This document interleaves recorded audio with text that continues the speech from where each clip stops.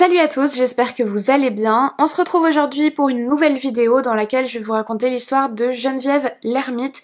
C'est une affaire criminelle d'infanticide qui a eu lieu à Nivelles en Belgique en 2007.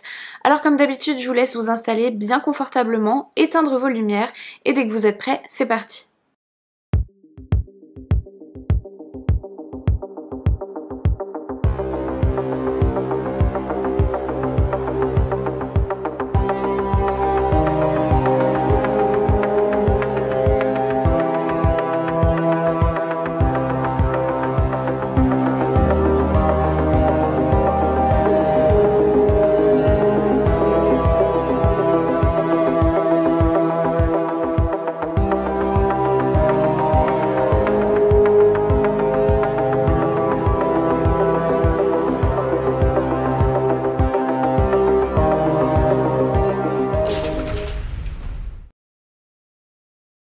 Geneviève l'Ermite est née le 16 novembre 1966 à Bruxelles. Son père était un homme d'affaires et sa mère était infirmière.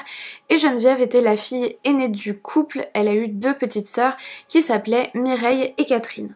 Malgré ses difficultés scolaires et un manque de confiance en elle, Geneviève l'Ermite obtient son diplôme en français et en histoire en 1991 et c'est quelques années auparavant dans ce même établissement, à l'Institut pédagogique de promotion sociale de la communauté française, qu'elle a rencontré Bouchaïb Mokadem, un étudiant en physique et en mathématiques. L'Ermite et Mokadem se marient le 20 septembre 1990 et ils s'installent alors au domicile du docteur Michel Scar qui hébergeait jusqu'alors Bouchaïb Mokadem.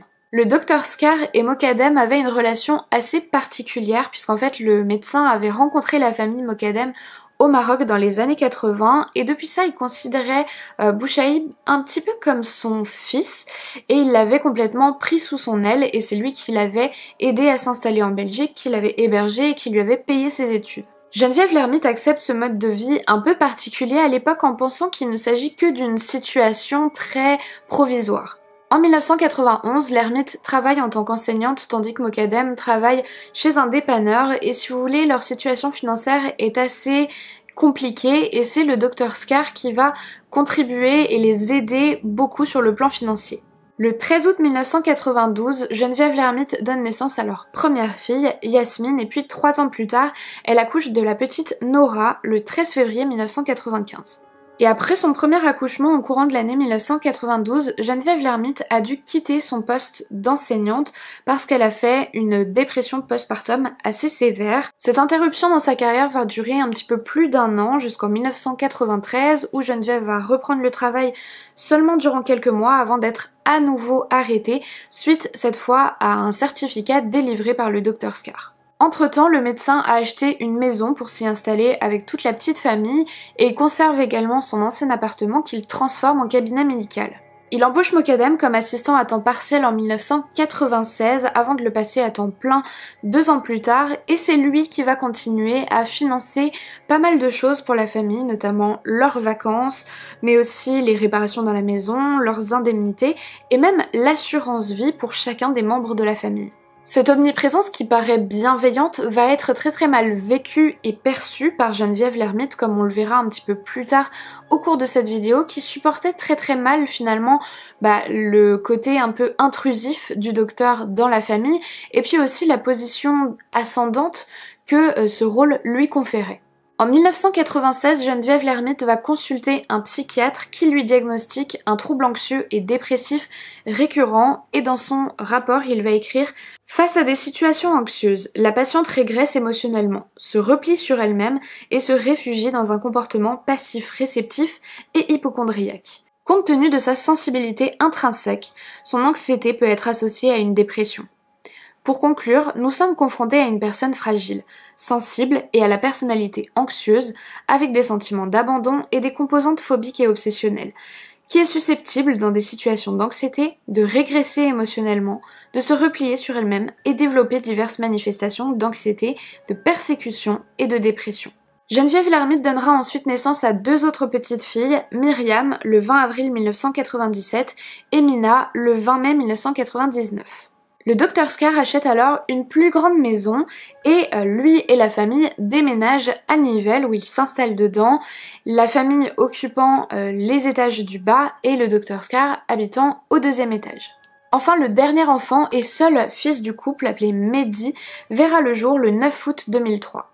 Au sein du couple, il va y avoir de plus en plus de tensions qui vont commencer à s'accumuler, notamment parce que Bouchaïb Mokadeb est régulièrement absent de la maison, tout d'abord parce qu'il va souvent prendre des coups au bar du coin, mais aussi parce qu'il rend régulièrement visite à sa famille au Maroc plusieurs fois dans l'année, et ce sont des absences qui vont durer entre, à chaque fois, une semaine, voire un mois. En 2005, Geneviève Lhermitte commence à consulter régulièrement un psychiatre sous les conseils du docteur Scar, et ce psychiatre-là, il note qu'elle semblait très tendue et souffrait d'épuisement nerveux, qu'elle montrait des symptômes de retrait social et un épuisement anormal durant les tâches ménagères quotidiennes. L'année suivante, ce même psychiatre commence à prescrire des somnifères à Geneviève Lhermitte qui visiblement avait des troubles du sommeil et probablement toujours ces troubles de l'humeur. Et puis au début de l'année 2007, au cours du mois de janvier, l'ermite va commencer à lui parler de pulsions soudaines qu'elle peut éprouver. Elle dit qu'à plusieurs reprises, lorsqu'elle était dans des magasins, elle s'est surprise à se rendre au rayon vaisselle et à être comme attirée par les lames des couteaux de cuisine. Elle parlera d'ailleurs de sa fascination peur vis-à-vis de cet objet à son psychiatre et puis aussi de l'omniprésence du médecin qui semble beaucoup la gêner au quotidien. Et lui, il écrit à ce moment-là: elle fait le lien entre son épuisement et le fait de ne plus pouvoir supporter la présence de Monsieur Scar. Elle a des sentiments de dépendance financière et d'insécurité envers cette personne qui représente une intrusion, la présence d'une personne non souhaitée sous son toit. Quant à ce qui concerne les couteaux, le psychiatre va les interpréter à ce moment-là comme une phobie d'impulsion. Le 13 février 2007, Geneviève Lhermitte écrit la lettre suivante à son psychiatre. « Docteur, je ne me sens pas très bien quand je me réveille. J'ai du mal à sortir de mon lit et j'ai des crampes à l'estomac. Je suis obligée de me lever quand même car j'ai des diarrhées tous les matins. J'ai ce gros nœud. Tout mon bras gauche est engourdi. Je me sens si triste, profondément triste. J'ai peur tout le temps. J'ai peur de moi-même. J'ai peur de l'avenir. Quand je marche dans la rue, j'ai peur. Je n'ai plus le courage. Je ne sais pas où trouver le courage et je suis fatiguée de tout ça. Je ne veux pas croire en un meilleur futur. Je suis dans une impasse. Je suis allée dans un magasin. Je suis allée voir s'il y avait des couteaux à viande bien aiguisés. Je ne sais pas comment je vais parler de tout ça à mon mari, que je ne vais pas bien et que j'ai toujours gardé caché le fait de me sentir si mal dans ma tête et que je prenais des médicaments. S'il vous plaît, faites quelque chose pour moi. Je suis écrasée par une masse de mauvais sentiments. Je ne me suis jamais sentie aussi vulnérable. » Le 27 janvier 2007, soit la veille des meurtres, Geneviève Lhermitte laisse une autre lettre à son psychiatre. « Docteur, vous n'avez pas beaucoup de temps. Je me suis pas sentie bien ces derniers jours. J'ai des idées noires. Il y a des pensées suicidaires qui vont m'emporter, et je prendrai mes enfants avec moi. C'est un combat quotidien. Mon amie Valérie me soutient. Il n'y a pas de solution à mon problème. Je me sens emmurée. J'ai l'impression d'être prisonnière. Je n'ai plus la force. Je ne pense pas que mon mari me sauvera parce qu'en tout point, il est dans une meilleure position que moi. Il rentre demain soir, mais je ne peux pas lui dire toute ma peine et ma détresse. Cette situation familiale ne peut plus être arrangée. J'ai déjà eu des pensées suicidaires dans le passé. J'imagine des scénarios qui sont à la fois vrais et réalistes, et je sais que j'en suis capable. Ce n'est pas un jeu. Je suis désolée de vous prendre de votre temps. » Le 28 janvier 2007, Mokadeb était absent depuis un mois et il devait rentrer ce soir-là d'un séjour qu'il avait passé au Maroc auprès de sa famille. Geneviève récupère les enfants de l'école vers midi et elle les ramène à la maison. Elle en profite également pour aller déposer une enveloppe contenant une lettre et ses bijoux dans la boîte aux lettres de son amie Valérie, mais ça je vous en reparlerai un petit peu après. Arrivée à la maison, elle installe les enfants devant un dessin animé à la télévision et elle leur prépare des tomates au thon, un plat qu'ils appréciaient beaucoup apparemment. La suite des événements est absolument affreuse, mais je vais devoir donner un certain nombre de détails quand même parce que je pense que c'est important, notamment pour la suite de la vidéo quand on va se poser des questions et essayer d'entrer un peu plus dans la psyché de Geneviève Lhermitte. Il faut savoir que tout ce que je vais vous raconter, là, toute la durée des meurtres, elle s'étale sur plus d'1 heure, voire presque 1 heure et demie, ce qui est donc un temps quand même très conséquent. Geneviève l'ermite commence par prendre sa petite fille Mina de 7 ans à part dans une autre pièce en prétextant avoir une surprise pour elle, et dès qu'elles se retrouvent toutes les deux, elle tente de l'étrangler mais elle n'y parvient pas, et quand elle voit son visage qui devient tout mauve, elle va se saisir d'un couteau qu'elle avait préalablement volé et caché, et elle va égorger sa fille tout en lui murmurant des excuses dans l'oreille et des paroles réconfortantes. Elle va ensuite faire la même chose avec le petit Mehdi de 3 ans et demi. Donc elle commence par tenter de l'étrangler, sauf que le petit garçon se débat, il lui donne des coups de pied, il essaye de crier, et donc encore une fois elle va prendre son couteau et elle va égorger son enfant, et puis ensuite elle va se rendre à la salle de bain pour nettoyer la lame. L'ermite va ensuite s'occuper de ses autres filles, elle appelle Myriam âgée de 9 ans avec toujours le même stratagème, c'est-à-dire qu'elle lui promet qu'il y a une surprise qui l'attend, et elle la fait rentrer dans le bureau, elle va lui dire de s'asseoir sur une chaise et de mettre un morceau de tissu en fait devant ses yeux pour qu'elle puisse pas voir ce qui va se passer. Et une fois que c'est fait, elle se saisit d'une sorte de grosse plaque en marbre et elle va la fracasser sur la tête de sa fille pour essayer de la tuer comme ça. Sauf qu'encore une fois ça ne fonctionne pas, donc elle finit par l'égorger comme les autres, et elle raconte elle-même à ce moment-là: quand elle était par terre, c'était horrible, il y avait du sang partout, sur les murs, jusqu'au plafond. Quoi qu'il arrive, Geneviève l'ermite ne va pas s'arrêter, même quand ses enfants vont la supplier. Il était inscrit dans son dossier que l'un de ses enfants, on ne sait pas lequel, ça n'a pas été précisé, lui aurait supplié: non maman, ne fais pas ça, je t'aime. Mais ça n'aura malheureusement aucun effet sur Geneviève l'ermite. Vient ensuite le tour de Nora, qu'elle fait là encore s'asseoir avant de l'égorger, et puis arrive le moment où elle appelle Yasmine, sa fille aînée, et comme d'habitude elle lui prétexte qu'il y a une surprise qui l'attend dans une autre pièce. Geneviève l'ermite attaque sa fille dans son dos par surprise dès qu'elle passe le pas de la porte, sauf que Yasmine arrive à esquiver le coup de couteau. S'ensuit alors une lutte de plusieurs longues minutes au cours de laquelle la jeune fille va recevoir de nombreux coups de couteau dans le dos avant d'être elle aussi égorgée. Une fois tous ses enfants tués, Geneviève l'ermite tente de se suicider en se jetant elle-même sur son couteau. Elle va se blesser, mais pas mortellement, et c'est à ce moment-là qu'elle réalise qu'elle ne parviendra pas à se donner la mort. Elle va alors écrire « Appeler la police » au marqueur rouge sur un papier qu'elle va scotcher sur la porte d'entrée pour alerter des voisins qui pourraient passer, et ensuite elle va elle-même décrocher le téléphone et appeler les secours en leur expliquant qu'elle vient de tuer ses 5 enfants et d'essayer de se suicider.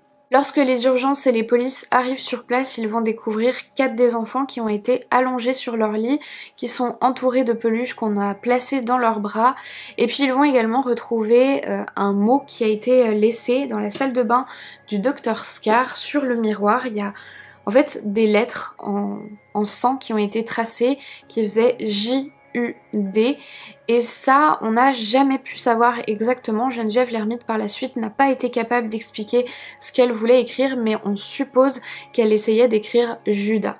Maintenant que je vous ai raconté les faits, on va un petit peu plus se concentrer sur le profil de Geneviève l'ermite. La première chose qui ressort quand on regarde un petit peu qui était cette femme, et d'après les témoignages des personnes qui l'avaient connue, tout le monde disait que c'était vraiment une très très bonne mère, une mère exceptionnelle même selon certains, mais qui était visiblement très très exigeante vis-à-vis d'elle-même, vis-à-vis de sa capacité à être une bonne mère et aussi à donner une bonne éducation à ses enfants.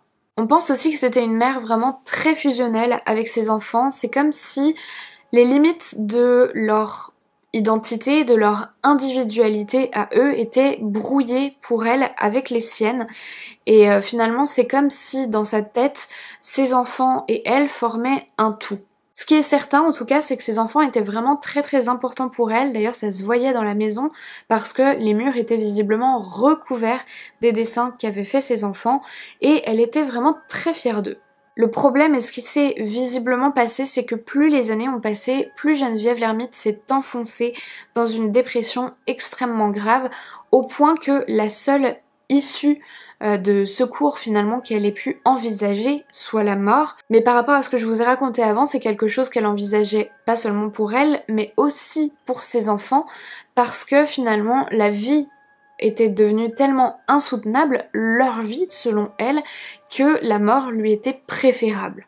D'ailleurs, c'est quelque chose qu'on voit très bien dans la lettre qu'elle a écrite à son amie Valérie le 27 février 2007, c'est-à-dire la veille des meurtres, dont voici quelques petits extraits. Ma chère amie Valérie, je n'ai pas le courage de faire bouger les choses et je suis complètement paralysée par la peur, car il n'y a pas de solution à mon problème. J'ai pris la décision de partir avec mes enfants très loin et pour toujours. Un jour tu verras, nous nous reverrons, mais je ne regrette pas cette solution finale. Michel Scar est un salopard qui m'a pourri la vie, volé mon intimité avec mes enfants et mon mari. Je suis partie de chez mes parents, d'un enfer, pour tomber dans un autre. Je ne peux plus supporter cette situation, car mon mari est sourd et aveugle, et malgré tout il est heureux comme ça. Je te demande pardon, ton amie Geneviève. On comprend donc à travers cette lettre et ses écrits que Geneviève l'ermite elle pensait vivre l'enfer sur terre, et l'idée même que ses enfants puissent vivre ce même genre de situation lui était probablement insupportable. Et c'est là qu'intervient l'irrationnel complet dans tout ça, parce que autant on peut essayer d'expliquer et de comprendre la symbolique qu'il y a derrière tout ça, tous les facteurs qui ont pu l'amener à passer à l'acte, autant ça n'enlève absolument rien à l'horreur et à la cruauté du fait qu'une femme ait ôté la vie à 5 enfants innocents qui n'avaient absolument rien demandé et qui souhaitaient vivre, et bien entendu ça n'excuse et ça ne pardonne pas. Dans un reportage que j'ai regardé sur l'affaire et dont vous pourrez trouver le lien en barre d'informations, il y a le psychiatre Paul Bensoussan qui a donné certaines explications concernant tout ce qui s'est passé, et pour lui, Geneviève l'ermite au moment du passage à l'acte, elle aurait basculé dans un état second, probablement de la dissociation. C'est-à-dire que c'est comme si à un moment donné, l'identité même de Geneviève l'ermite s'était fragmentée et que celle qui a tué ses enfants, c'était pas réellement Geneviève, c'était pas la mère, c'était pas celle qui aime ses enfants, c'était comme une sorte d'autre personne. Ce mécanisme de dissociation, il serait apparu justement pour permettre à Geneviève l'ermite de commettre les crimes et les meurtres aussi froidement pendant toute cette durée d'1 heure, 1 heure et demie. Cette dissociation, ce serait une forme un peu distordue de mécanisme de défense qui permet à une personne de sortir de son corps lors d'un événement pour pouvoir agir de manière froide, sans émotion.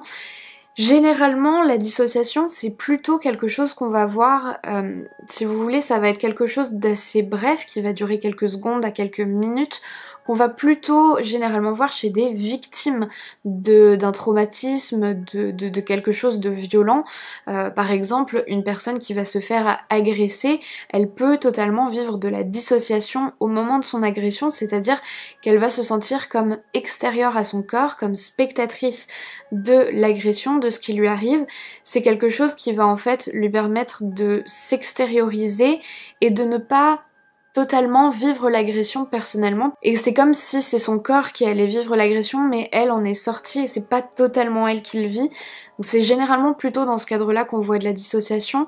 Maintenant c'est visiblement ce qui serait peut-être arrivé à ce moment-là à Geneviève l'ermite, mais là ça lui aurait servi en fait pour pouvoir agir de manière très automatique et tuer ses enfants à la chaîne comme elle l'a fait, sans forcément ressentir d'émotion ou de culpabilité ou avoir envie de s'arrêter à un moment donné. Paul Bensoussan, lui, il explique ça comme ça, il dit ce sont des états modifiés de conscience qui donnent à la personne soit une force physique considérable, soit une force psychique qui lui permet de tolérer l'intolérable, parce que 1 heure et demie, des enfants qui se débattent, des gestes meurtriers particulièrement violents, il faut nécessairement, pour pouvoir affronter tout ça, se mettre dans un état modifié de conscience.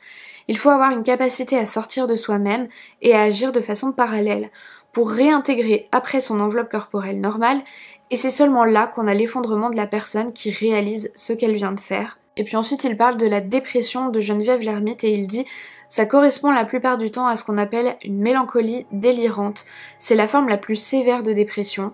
Ces sujets, lorsqu'ils sont plongés dans une dépression tellement sévère qu'ils n'en voient pas d'issue, arrivent à désirer emmener les êtres chers dans la mort, un peu comme pour les soustraire à l'enfer, enfer qu'ils vivent eux-mêmes. » Alors comme vous pouvez vous en douter, au moment du procès, la question de la responsabilité pénale de Geneviève l'ermite s'est posée, c'est-à-dire, pour parler très grossièrement et très vulgairement, on s'est demandé est-ce qu'elle a agi parce qu'elle était folle ou bien est-ce qu'elle avait conscience de ses actes. Et la réponse qui va être apportée par les experts sera: la première question concernant la capacité de l'accusé à contrôler ses actions au moment des événements et aujourd'hui est la plus difficile et la plus controversée à cause de la nature en tout ou rien de la question. L'accusé souffrait au moment des faits de sévères perturbations psychiques, la rendant incapable de contrôler ses actions, et elle souffre actuellement de sévères perturbations psychiques nécessitant un traitement sur le long terme. Elle reste actuellement fragile et il y a une possibilité, particulièrement parce que le deuil lui est impossible, qu'elle soit confrontée à un autre épisode de perturbation psychique, la rendant incapable de se contrôler à l'avenir. Il est possible qu'elle tente de se suicider. Néanmoins, en ce qui concerne les faits, nous estimons que son état anxio-dépressif a altéré profondément, mais non aboli, son discernement. Ça signifie que selon les experts, Geneviève Lhermitte, elle a certes agi sous l'influence, on va dire, de gros troubles psychiatriques, mais néanmoins qu'on ne la déresponsabilise pas complètement sur le plan pénal. Donc ça veut dire que effectivement, elle va pouvoir être jugée pour les meurtres et non, par exemple, placée dans un établissement psychiatrique. Ça, c'est une décision qui n'est vraiment pas particulièrement surprenante parce que, en fait, c'est quelque chose qui est devenu la réponse classique des experts psychiatriques qui sont amenés à amener les conclusions de leur expertise dans une procédure judiciaire. Très généralement, maintenant, dans énormément de cas, on va se retrouver dans cette situation où on va parler d'une altération du discernement, mais pas d'une abolition totale, parce que tout simplement ça va venir un peu nuancer, ça va venir expliquer que effectivement il y avait peut-être certains facteurs qui permettent de comprendre et d'expliquer, donc des facteurs psychiatriques, des maladies, etc. Ça va pouvoir peut-être venir éventuellement alléger une potentielle peine, mais ça ne déresponsabilise pas totalement parce que si on dit qu'il y a abolition totale du discernement, ça veut dire que la personne ne savait pas du tout ce qu'elle faisait, elle savait pas qu'elle faisait du mal, et donc ça annule toute procédure judiciaire, il peut pas y avoir de procès, il peut pas y avoir de condamnation à des années de prison, et généralement ce qui va se passer c'est que la personne est réorientée et elle est prise en charge dans un établissement adapté psychiatrique. Lors de son procès, Geneviève Lhermitte a été amenée à témoigner, elle a beaucoup parlé de son mal-être, de toutes les difficultés qu'il y avait dans son couple. Elle a notamment accusé son ex-mari de l'avoir frappée et battue, et puis aussi de ne l'avoir absolument jamais écoutée. Et puis elle a aussi parlé en termes très durs du docteur Scar. Elle a dit notamment: j'en avais assez de cette vie avec Scar, à qui on ne pouvait pas faire de remarques, qui ne respectait pas les règles d'hygiène et de pudeur. Et selon elle, en fait, elle avait vraiment tenté d'en parler à plusieurs reprises à Mokadem, mais ça n'avait pas fonctionné puisqu'il avait toujours refusé de couper les ponts, ou en tout cas de s'éloigner de ce père de substitution et de ce protecteur. Elle a aussi au cours du procès décrit avec pas mal de précision comment est-ce qu'elle avait tué un par un tous ses enfants, et elle a conclu en pleurant: j'ai agi à l'opposé de ce que je pensais, mes enfants étaient le moteur de ma vie. C'est avec beaucoup de violence que j'ai fait ça, avec beaucoup de cruauté. Ils ont dû avoir mal, ils ont dû se dire: qu'est-ce que maman fait? À ce moment-là, je ne voulais pas leur faire de mal. C'est une atrocité que j'ai fait. Je ne sais pas comment expliquer cette violence vis-à-vis de mes enfants. Souvent, je voudrais rejoindre mes enfants. Peu importe la peine. Je suis là entre quatre murs, à regretter avec toutes les larmes de mon cœur l'horreur que j'ai commise. J'ai du mal à vivre, mais c'est de ma faute. Au cours de la procédure, les suspicions se sont à un moment tournées vers le docteur Michel Scar, qui a été soupçonné d'avoir poussé à bout Geneviève Lhermitte pour qu'elle en arrive à cet acte complètement insensé, mais finalement il a été entièrement innocenté par la justice lors du procès. Le 19 décembre 2008, le jury reconnaît Geneviève Lhermitte coupable du meurtre avec préméditation de ses 5 enfants et elle est condamnée à la prison à vie. En 2011, Geneviève Lhermitte et ses avocats intentent un procès à l'encontre de son psychiatre, monsieur Veldekens, pour n'être pas intervenu à temps et va se poser ou se reposer, parce que c'est le cas très régulièrement, la question de la responsabilité d'un professionnel, notamment un professionnel de la santé mentale, dans tous ces genres d'événements. À cette occasion, Geneviève Lhermitte réclame 3 millions d'euros en dommages et intérêts à son psychiatre pour ne pas être intervenue à temps et ne pas avoir répondu à ses appels à l'aide. Finalement, cette procédure n'aboutira jamais puisque, après plusieurs années, Geneviève Lhermitte va laisser tomber les poursuites judiciaires à son encontre afin de pouvoir se constituer le meilleur dossier possible en vue de pouvoir demander une libération conditionnelle. Le psychiatre Monsieur Veldekens s'est lui exprimé en 2017 dans un média belge qui s'appelle BH. Il a dit « Il y a eu l'action au pénal qui a abouti à un non-lieu, il y a également eu une action devant l'ordre des médecins, et puis enfin cette action au civil qui courait depuis toutes ces années. Je peux toujours exercer et c'est le principal, mais cela n'a pas été évident ces 10 ans. Cela marque une carrière à vie mais on apprend à faire avec. Bien sûr que j'y pense encore. » Et puis il s'est aussi expliqué sur ce qui s'est passé au moment des faits et pour lui, il n'a pas à être tenu responsable des gestes meurtriers de Geneviève Lhermitte. Non, je n'ai pas commis de faute, mais c'est sûr qu'aujourd'hui je réagis autrement avec mes patients. Disons que je prends plus de liberté pour leur dire des choses plus justes. Je leur explique que s'ils ne sont pas prêts à réaliser un travail sur eux-mêmes, je ne peux pas le faire à leur place. Madame Lhermitte était très au courant de ce qu'elle pouvait faire. Je ne pouvais pas être disponible 24 heures sur 24 pour un patient. Ce n'était pas possible et elle le savait. Elle a fait un choix, inconscient ou pas, mais elle l'a fait. Régulièrement après sa condamnation et son incarcération, Geneviève Lhermitte a refait parler d'elle dans les médias belges et ce qui a le plus choqué l'opinion publique, c'est le fait qu'elle se remette en couple très très vite après son entrée en prison et surtout le profil de son compagnon puisqu'il s'agissait également d'un criminel meurtrier égorgeur. Et puis en 2012, cet homme-là s'est suicidé en prison. Alors on a dit de Geneviève Lhermitte qu'elle avait fait quand même une grosse dépression, qu'elle avait vraiment à nouveau sombré suite à ça. Jusqu'au moment où elle s'est retrouvée un nouveau compagnon, là encore avec un criminel en prison, et cette même année elle a déposé tous les papiers nécessaires pour pouvoir faire sa demande afin de pouvoir se marier avec cet homme-là, ce qui a évidemment déclenché la rédaction de beaucoup d'articles dans la presse sur le sujet. Son ex-mari Bouchaïb Mokadem a refusé de s'exprimer dans les médias sur la question, mais par contre le Dr Scar, lui, il a déclaré: si le temps adoucit la douleur, elle ne l'efface en rien.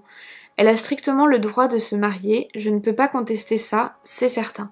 Elle est divorcée depuis 5 ans et peut donc se remarier, cela n'a rien de choquant. Ce qui m'interpelle par contre, c'est son choix. Une nouvelle fois, après l'égorgeur avec lequel elle était en couple, elle opte pour un meurtrier. Cela me conforte en tout cas dans l'idée qu'elle était parfaitement consciente de ses actes au moment de tuer les enfants, malgré ce que certains ont tenté de faire croire. Le Dr Scar, comme je vous le disais tout à l'heure, il a quand même été pas mal accusé au moment des faits d'avoir joué une part de responsabilité dans tout ce qui s'était passé, notamment d'avoir poussé l'ermite à bout, et il a été accusé de pas mal de choses, il a vraiment été sali, on va dire, dans les médias et dans l'opinion et pour l'opinion publique. On l'a notamment accusé d'actes de pédophilie ou encore d'avoir une relation malsaine, sexuelle ou amoureuse avec Bouchaïb Mokadem. Tout ça, bien entendu, je tiens vraiment à le rappeler et à insister là-dessus, ce sont des accusations qui ne sont portées par aucune preuve concrète. C'est vraiment pour moi de l'ordre du ragot et il faut pas spécialement en tenir compte. Il y a aussi le film intitulé À perdre la raison qui est sorti et qui est très librement inspiré de cette affaire qui a participé à ternir l'image du Dr Scar puisque dans la fiction, le personnage joué par Niels Arestrup, qui est un homme extrêmement omniprésent dans la vie du couple, il est un peu désigné comme le principal responsable de la décompensation de Geneviève Lhermitte. Alors ce film-là, je ne l'ai pas vu parce que comme généralement quand je vous fais une vidéo, j'évite de regarder toutes les œuvres fictives qui peuvent être adaptées parce que j'ai pas envie, j'ai envie de faire mes recherches par moi-même et d'essayer de rester collée aux faits vraiment et de pas me laisser influencer par les interprétations artistiques et fictives qui peuvent en être faites. Donc je regarderai le film plus tard, mais en tout cas de ce que j'ai pu voir de la bande-annonce, il me semble avoir compris que ce film il est vraiment très basé finalement sur le point de vue de Geneviève Lhermitte. Il est presque... Enfin voilà, on voit les faits comme elle les a perçus, ce qui ne veut pas dire que c'est la réalité. Enfin voilà, le film semble vraiment être de son point de vue à elle, ce qui est un parti pris artistique comme un autre, mais c'est vrai que c'est un petit peu délicat dans le cas d'une affaire comme ça, criminelle aussi violente. Bref, toutes ces accusations sont insupportables pour le médecin qui affirme que lui, il aimait beaucoup la famille et surtout les enfants. Il les considérait d'ailleurs comme vraiment faisant partie de sa famille. Et il y a quelque chose que je trouve d'assez particulier et dont il faut absolument parler dans cette vidéo, c'est le fait que Michel Scar, il a été autorisé à adopter les enfants après leur décès, ce qui en fait donc officiellement aujourd'hui leur grand-père. Et malgré le fait que la justice l'ait complètement blanchi et innocenté au cours du procès, Michael Scar il a quand même dû continuer à se battre après contre l'opinion publique et l'image très ternie et salie qu'on avait pu donner de lui dans les médias, ce que les gens pouvaient penser, si bien qu'il a décidé de donner sa propre version des faits dans un livre qu'il a déclaré avoir écrit. Mais ce qui est un petit peu bizarre, c'est que je n'ai pas réussi, je sais pas si ce livre a été publié ou pas en fait, parce que j'ai fait plein de recherches sur internet et à chaque fois ce qui est ressorti c'est des articles qui datent d'il y a plusieurs années où il disait qu'il avait écrit un livre, qu'il voulait le faire publier, le faire éditer, mais j'ai pas réussi à le trouver, à retrouver le livre en lui-même, donc je ne sais pas si ce projet a finalement abouti ou pas. Et c'est quelque chose que je trouve un petit peu dommage parce que finalement je me rends compte que dans cette affaire on connaît beaucoup mieux le vécu et le point de vue de Geneviève l'ermite, comme vous l'avez vu, j'ai quand même pu vous lire pas mal d'extraits, de lettres qu'elle avait écrites, de choses, etc., de ses témoignages à elle, mais on a très peu le point de vue de son ex-mari et de son ex-beau-père, qui sont à mon avis des hommes extrêmement victimes dans toute cette affaire, qui méritaient peut-être de faire connaître aussi leur histoire à eux et leur version des faits. Maintenant, ils ont tous les deux plus ou moins, je crois, choisi le parti du silence et de l'oubli. Pour eux, je parle pour l'oubli pour eux, pas pour les enfants évidemment, ce qui est aussi une réaction que je peux comprendre et que je respecte complètement. Bon, ça c'était un petit peu une digression sur le docteur Scar. Pour en revenir plus à Geneviève l'ermite, on apprend dans des articles plus récents que son remariage n'a visiblement pas fonctionné. Je pense qu'ils sont séparés maintenant avec l'homme qu'elle voulait épouser en prison. Et puis en avril 2019, le tribunal d'application des peines a rendu une décision favorable suite à la demande de libération conditionnelle de Geneviève l'ermite. Et on apprend à ce moment-là qu'elle aura l'autorisation de quitter la prison à condition de trouver un hôpital psychiatrique de son choix, mais qui réponde à un certain nombre de critères. Cette annonce elle est fortement critiquée par son ex-mari Mokadem et par le docteur Scar qui juge cette décision complètement scandaleuse, qui pense qu'elle n'est pas respectueuse de la mémoire des enfants et qu'elle est aussi dangereuse. Malgré toutes ces contestations, après 12 années passées à la prison de Berkendale, Geneviève l'ermite a été transférée en 2019 au centre psychiatrique fermé de Saint-Bernard à Manage, où elle était évidemment toujours très surveillée et n'avait pas l'occasion de sortir, n'était pas libérée pour autant. Aux dernières nouvelles qui sont assez récentes puisqu'elles datent de la fin du mois de janvier 2021, Geneviève l'ermite aurait été transférée à nouveau dans un autre établissement psychiatrique qui est un petit peu plus ouvert cette fois, c'est-à-dire qu'on sait qu'elle a une obligation de résidence, ce qui veut dire que j'imagine elle doit vivre et obligatoirement rentrer dormir dans ce centre-là, mais elle doit probablement avoir un petit peu plus de liberté, peut-être qu'elle peut sortir ou qu'en tout cas elle peut avoir plus de contact avec des visites ou les autres patients, etc. Et du coup, son entourage et ses proches auraient déclaré son chemin vers la liberté est très progressif, mais elle va vers l'émancipation. Voilà en gros où on en est et tout ce que j'avais à vous dire sur l'affaire Geneviève l'ermite. Alors, je ne sais pas ce que vous avez pensé de cette vidéo, j'avais vraiment envie de vous partager cette histoire parce que c'était pour répondre à certains commentaires que j'ai pu recevoir de certains d'entre vous qui me demandaient si ce type de criminel-là existe, de femmes criminelles. Donc ce qu'il y a à dire c'est que bien évidemment il y a beaucoup moins de femmes criminelles que d'hommes en général, enfin femmes criminelles en tout cas surtout dans tout ce qui est les homicides. Et c'est un profil un petit peu particulier parce que si effectivement la grosse majorité des femmes qui tuent s'en prennent à des gens dans leur entourage, quand on a des cas d'infanticide, c'est très rare d'avoir ce genre de profil-là, de femme qui va tuer tous ses enfants en même temps, surtout quand c'est des enfants qui sont quand même aussi âgés, puisque certains étaient assez grands. Donc ça c'est vraiment un cas qui est, j'ai envie de dire exceptionnel, enfin qui est extrêmement rare, mais c'était pour vous montrer que effectivement ces choses-là existent. Dans les faits, quand on regarde vraiment que les faits assez concrets, on est sur quelque chose, sur une affaire qui me rappelle un petit peu l'affaire Xavier Dupont de Ligonnès ou celle de Jean-Claude Roman, avec des personnes qui vont décider de tuer toute leur famille et notamment leurs enfants assez grands, assez âgés, mais je trouve que quand on va beaucoup plus dans le détail, quand on va regarder un petit peu quels sont plus les rouages la psychologie vraiment de ces personnes, de ces meurtriers-là ou de cette meurtrière, eh bien on se rend compte qu'on est sur des profils assez différents avec des mécanismes psychiques en jeu qui sont pas du tout les mêmes. À propos du cas de Geneviève l'ermite, le psychiatre Paul Bensoussan disait qu'il faut accepter le fait qu'il existe une part d'inexplicable dans ses gestes, que même les professionnels ne pourraient pas vraiment l'expliquer. Et quelque part c'est vrai parce que il est impossible de justifier en fait pourquoi est-ce que des personnes se comportent d'une façon aussi irrationnelle. Mais je pense cependant que on peut quand même comprendre et dérouler le fil de ce qu'on appelle les facteurs qui vont amener une personne comme Geneviève l'ermite à commettre des crimes pareils, à savoir la sévère dépression mélancolique, la perception de la vie comme étant extrêmement douloureuse et finalement plus dure encore que la mort, les états de conscience modifiés aussi qui vont permettre entre très gros guillemets à une personne, à une femme, à une mère de tuer ses enfants de cette façon absolument ignoble, d'aller vraiment jusqu'au bout de l'horreur.